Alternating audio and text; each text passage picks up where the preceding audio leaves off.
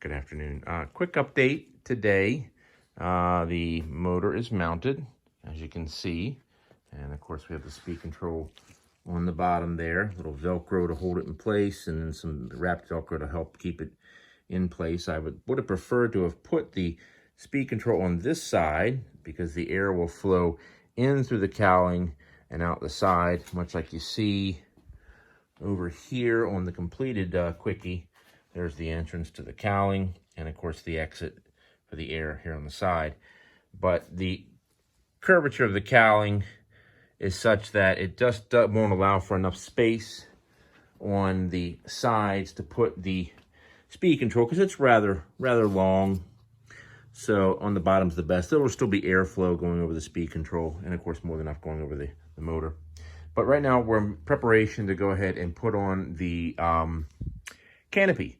So we've got our wax paper on the side, pieces of tape ready to put on the canopy, and we're going to go through and use some good old Zap canopy glue, as you can see here, Formula 560.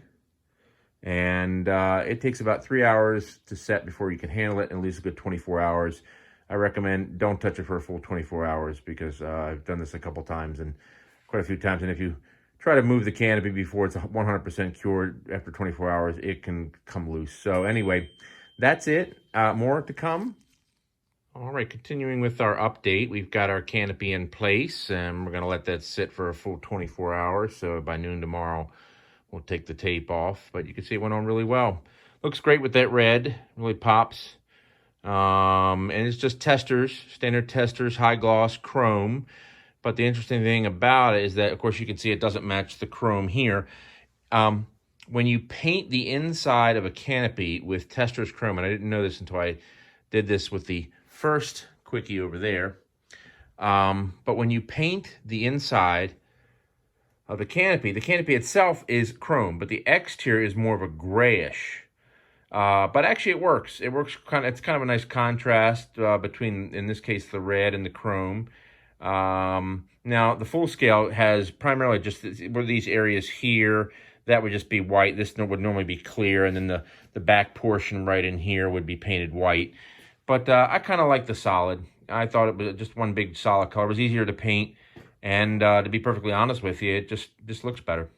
So now we're going to go ahead. We're going to put on the cowling and also the spinner. Continuing with our update, we got the cowling on and the spinner. Looks really nice. Has a nice touch to it, as you can see. And we're just waiting for the canopy to dry. Once the canopy is dried, then we'll take all the tape off and go ahead and work on setting all the throws. I need a 5S battery in order to balance it out properly, but nonetheless, once the throws are set, then that's pretty much it. So more updates to come. All right. Continuing with our update, this will probably be the final update. As you can see, she is done. We've got the canopy trimmed, canopy in place, got it trimmed, so we've got a nice tight finish between the canopy and the turtle deck. The color really pops, just looks great, really great. Let me see if I can get a 3/4. And then of course we've got our other completed Quickie right there in the background, waiting for its brother. So it is all done. Just came out really well. So happy and excited with it. And the color is just fantastic. Just fantastic.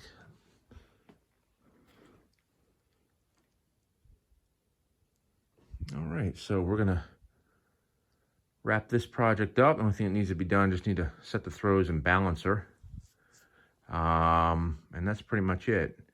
And we'll use a 5S 5000 in this thing to get her in the air. And when the nicer weather rolls around in the spring and we're all vaccinated, then I'll head back out to the field and do some flying. So get you a front shot real quick. It is a neat looking plane from the front.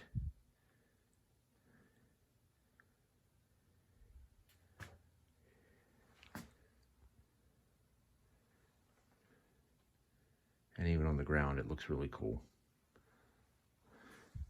Thank you, Burt Rutan. All right, folks, that's it. More projects to come.